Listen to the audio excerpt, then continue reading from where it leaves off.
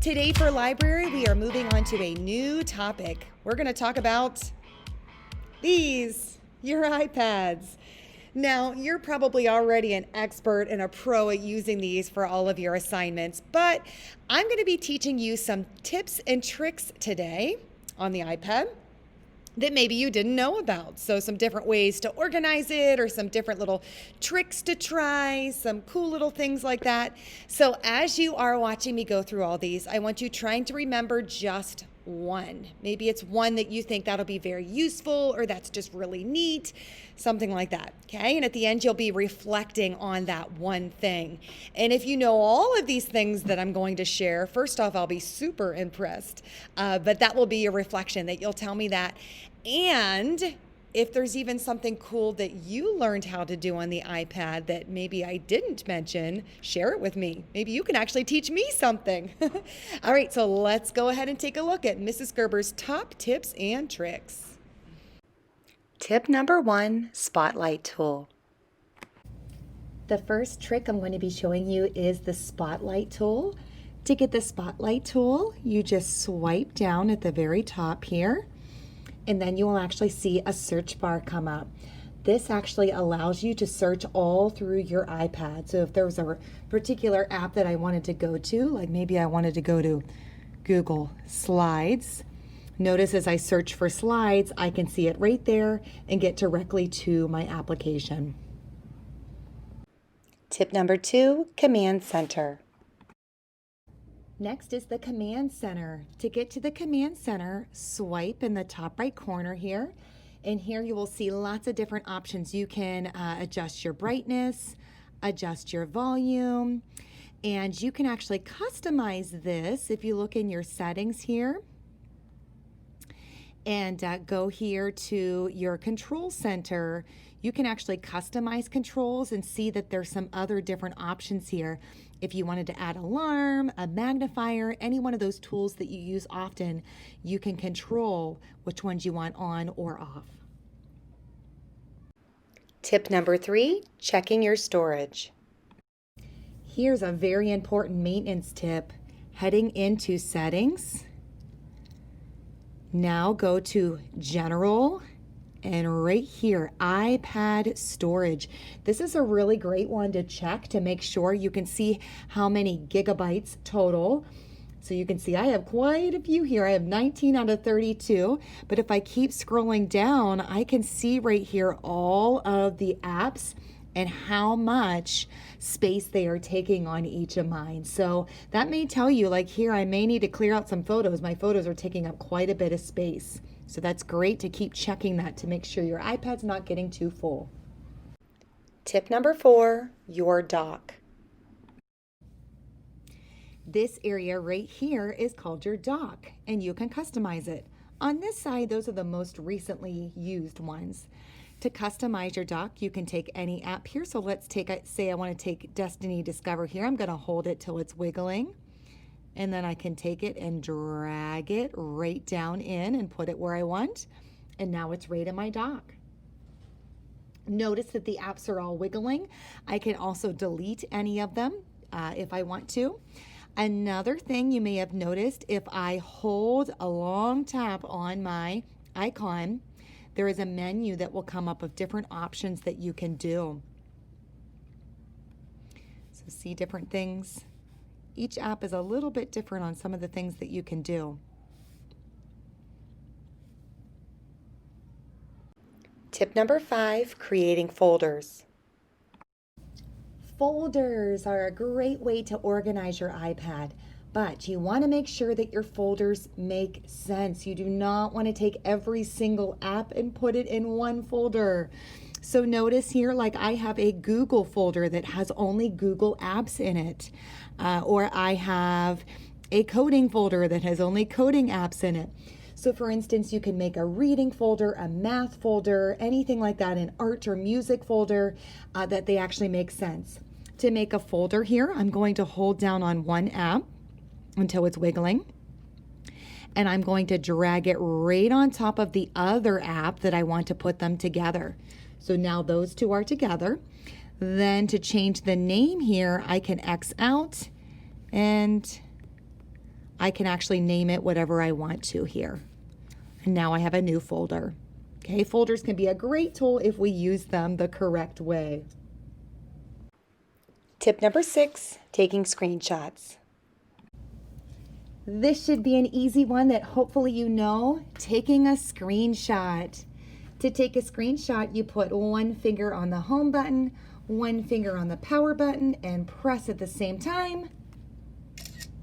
And it takes a screenshot, and you can head into your camera roll and you'll be able to see that last screenshot that you took.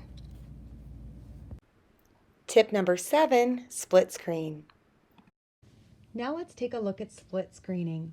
First, I'm going to open up Schoology from my dock. Now I'm going to swipe up till I see my dock. And let's say I wanted to open Destiny Discover like we did for our last assignment. I'm going to long tap and hold it and just slide it up. Now if I let go, it's just going to be a floating screen that I could grab that gray bar and just float it around as I'm working. But if I go all the way over, then it will let me do the split screen.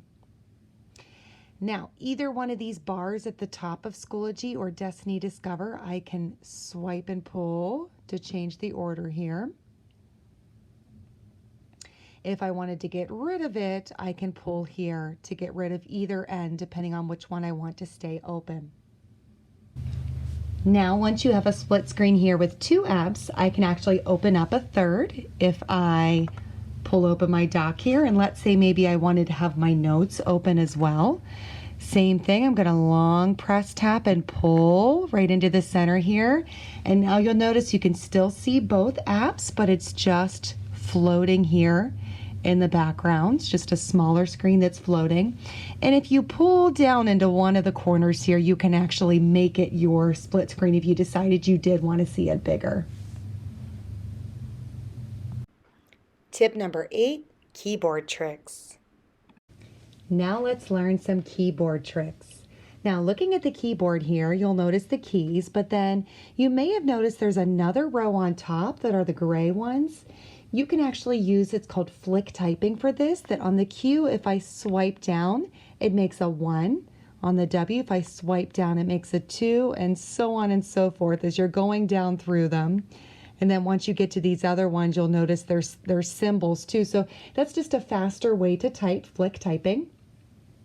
Another thing, if I press and long hold down here, notice that all the keys disappear. This is now a trackpad. So my cursor there, I can just move to go exactly where. So maybe I spelled the word cat incorrectly and I wanted to come right in here to that word cat. I could just press and hold right there and backspace and fix it if I needed to. Okay, so that is the trackpad there. Okay, now looking at the keyboard itself, if you press and hold on this button and then go ahead and just slide up, the first thing we can take a look at, undock. Undock means that it is just pulled up a little bit higher here. So let's dock and merge it here. Now here's a split one, if you wanted to type like that. Okay, let's dock and merge it again. This one's really neat. Floating. And this works similar to split screen, that I can grab that little gray bar and just slide it around. And this is very helpful if you are typing something and sometimes the keyboard just takes up so much room on your screen that it's nice to be able to turn that floating one on just so it doesn't take up so much room as you're working. Now to get rid of it, just pull it down in the middle and it'll bounce back up to the full size there. All right, and those are all the keyboard tricks. Tip number 9, drag and drop. This trick is called drag and drop. Now you can see I have a couple things going on here. First up, I have a split screen. So I have Safari open with National Geographic Kids. And this is just my notes app on this side. And you can see I actually have the floating keyboard so it doesn't take up so much room on my screen here. So what I'm going to do, let's say I was doing some research on bull sharks here, and maybe this particular sentence, I wanted to use that. I can actually tap and hold this section here. Okay, right there where the text is. and I can just pull it right over. It's called drag and drop. Okay, and then maybe there was another section right here. I wanted this sentence here. I can just highlight it, tap it, pull it over. There we go. Now let's say I wanted to add this image too to show where they live. I can just tap and hold on it. And there we go, drag it right over. That's called drag and drop, that I'm highlighting it here with the cursor and just dragging it right over. And now I have it all saved in my notes. Our final tip number 10 is a Siri trick.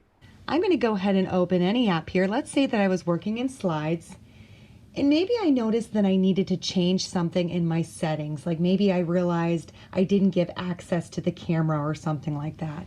If I press Siri and say settings,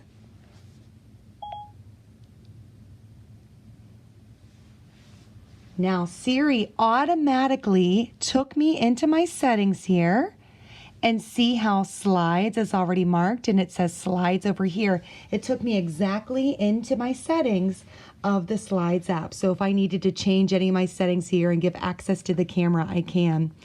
So that works with any app. Let me just go into one of my robotic ones here. Let's say I was in the Sphero app and maybe it was saying, oh, I need to give my iPad access through Bluetooth or something like that to connect. Again, settings. That's all I have to say. And there we go. You can see at the top here, Sphero, that I didn't have to scroll through all of my settings here to find the app. It found it for me and it took me right away to here. And if I knew I needed to change my Bluetooth, I could do that there. So that works with any of your app. Just holding down that home button, saying settings, and it'll take you right to the settings of that specific app.